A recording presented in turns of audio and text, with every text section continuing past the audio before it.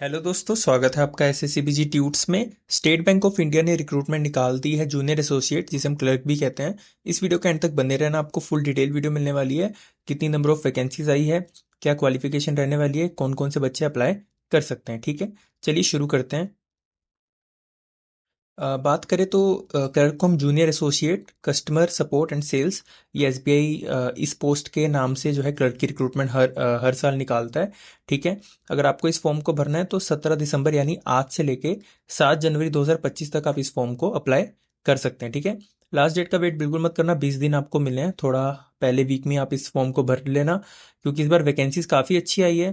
ठीक है, तो अपॉर्चुनिटी गंवाना मत, क्योंकि लास्ट दिनों में जो वेबसाइट है वो आपकी हैवी हो जाती है, एंड देन बहुत से बच्चे फिल नहीं कर पाते। ठीक है, बात करें वैकेंसीज की, तो अगर आप देखें पर्टिकुलर स्टेट्स में काफ़ी वैकेंसीज आई हैं, जैसे 1000 के आसपास वैकेंसीज सिर्फ गुजरात में ही आ गई है आपकी। ठीक है, सिमिलरली 1300 के आसपास वैकेंसी आपकी मध्य प्रदेश में आई है।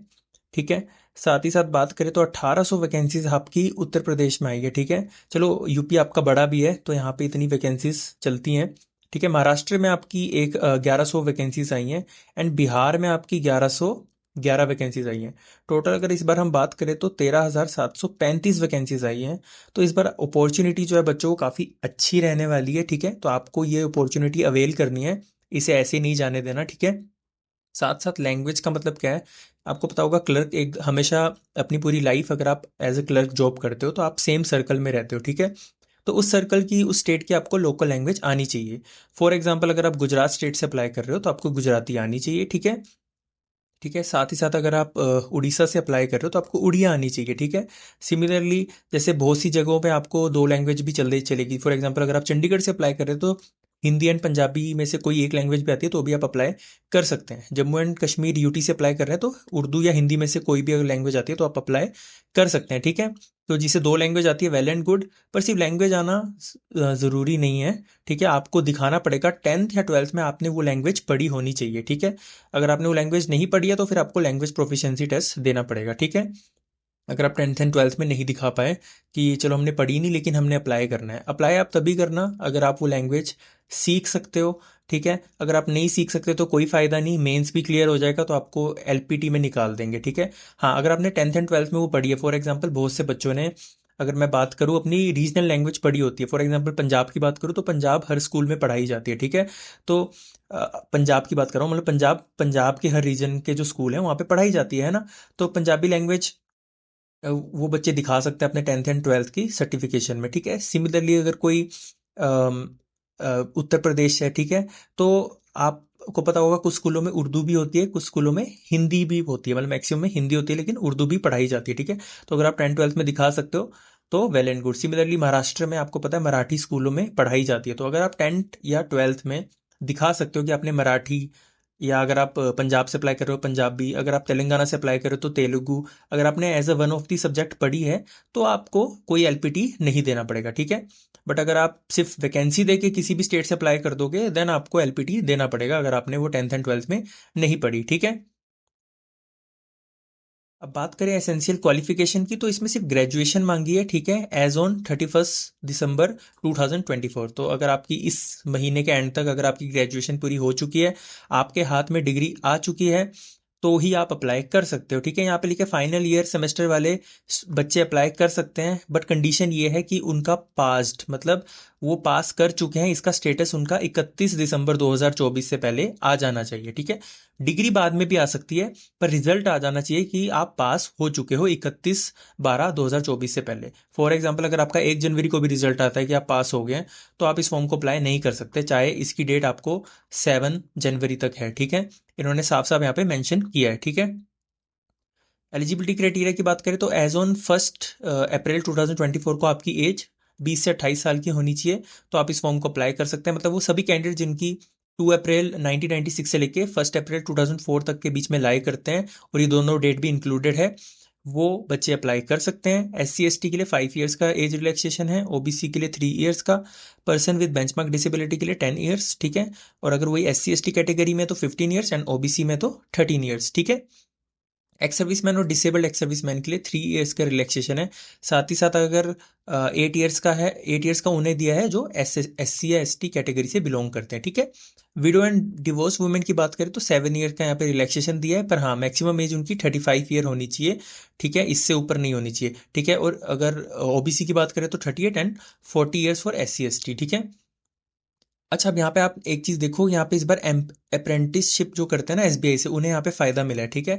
इन्हें 1-1 साल का और एक्स्ट्रा रिलैक्सेशन दिया है। सोचो यहाँ पे जनरल वालों को भी 1 साल का एक्स्ट्रा रिलैक्सेशन दिया है, ठीक है। SC ST को टोटल 6 ईयर्स का मिल गया है, एंड ओबीसी को टोटल 4 ईयर का, ठीक है। मतलब 3+1 ही है एक तरह से ये, ठीक है। तो जिन्होंने अप्रेंटिसशिप की है 1 साल की एसबीआई से, तो उनके लिए ये काफी अच्छा फायदा रहने वाला है इस बार एग्जाम में, ठीक है।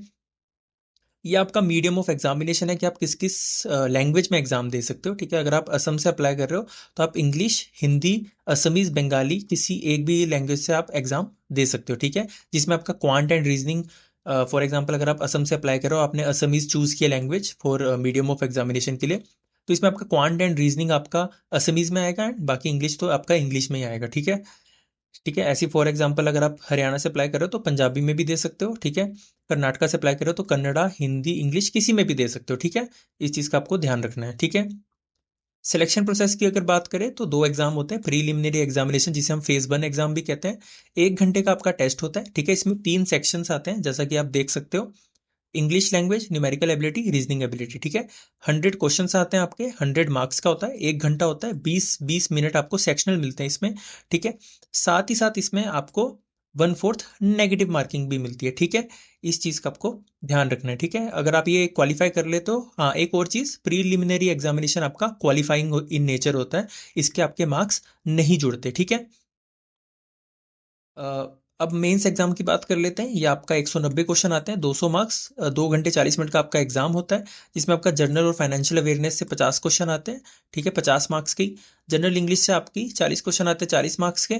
क्वांटिटेटिव एप्टीट्यूड की बात करें तो 50 क्वेश्चन, 50 मार्क्स। एंड अगर रीजनिंग एबिलिटी की बात करें तो 50 क्वेश्चन आपके आते हैं 60 मार्क्स के।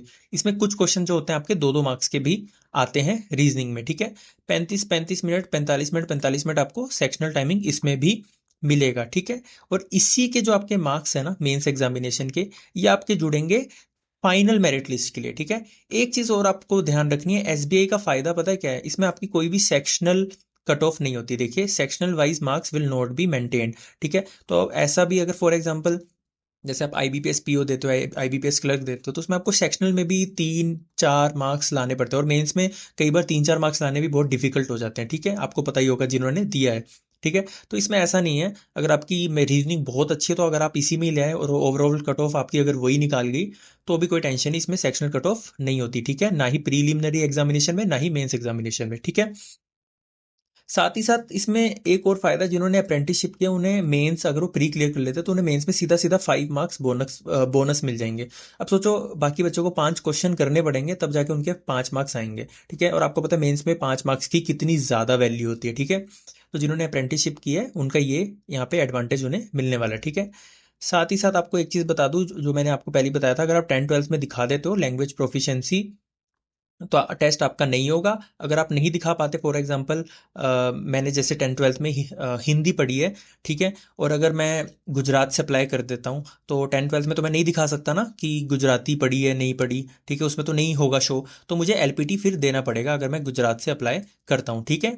मैं होप करता हूँ आपको समझ आ गया होगा, ठीक है। साथ ही साथ प्रीलिमिनरी एग्जामिनेशन के मार्क्स आपके नहीं जुड़ेंगे, जैसा कि मैं बता चुका हूँ। फाइनल मेरिट लिस्ट आपकी फेज 2 यानी मेंस एग्जामिनेशन से बनेगी, ठीक है।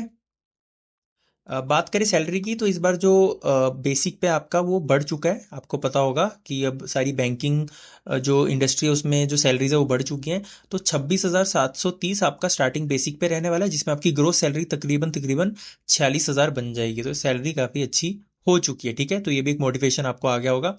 साथ ही साथ एप्लीकेशन फॉर्म की fees SC ST person with benchmark disability के लिए कोई भी फीस नहीं है, एंड जनरल OBC EWS के लिए 750 यहाँ पे फीस है, ठीक है। बात कर लेते हैं इसके सेंटर्स की। तो अगर आप सेंटर्स देखें तो एसबीआई के पैन इंडिया सेंटर्स रहते हैं। आप कहीं से भी सिटी या स्टेट से अप्लाई कर सकते हैं। फॉर एग्जांपल अगर आप गोवा से अप्लाई कर रहे हैं तो पणजी से आप अप्लाई कर सकते हैं, ठीक है। हरियाणा से अप्लाई कर रहे हैं तो अंबाला, फरीदाबाद, गुरुग्राम, कुरुक्षेत्र कहीं से भी। फॉर एग्जांपल सिक्किम से अप्लाई कर रहे हैं तो गैंगटोक आपका एग्ज़ाम सेंटर आपको मिलेगा। मणिपुर से अप्लाई कर रहे हैं तो इम्फाल आपका एग्ज़ाम सेंटर होगा, ठीक है। ये preliminary examination and mains examination दोनों के सेंटर इन्होंने बताया, ठीक है। तो आप देख सकते हैं पूरा पैन इंडिया आपका रहने वाला है, ठीक है। तो ये थी कुछ basic information regarding SBI clerk. अगर आपको इसके बाद भी कोई डाउट है कि मतलब कैसा आता है पेपर, क्या नहीं होता, कितने मार्क्स लाने होते हैं, कोई भी अगर आपको डाउट है, सिली से सिली डाउट भी है, तो भी आप कमेंट सेक्शन में पूछ सकते हो, ठीक है। और हाँ गाइस, ये वीडियो आपको इन्फॉर्मेटिव लगी है तो प्लीज़ इस वीडियो को लाइक कर देना, सब्सक्राइब कर देना इस चैनल को, एंड शेयर कर देना सभी बैंकिंग एस्पिरेंट्स के साथ। Thank you so much.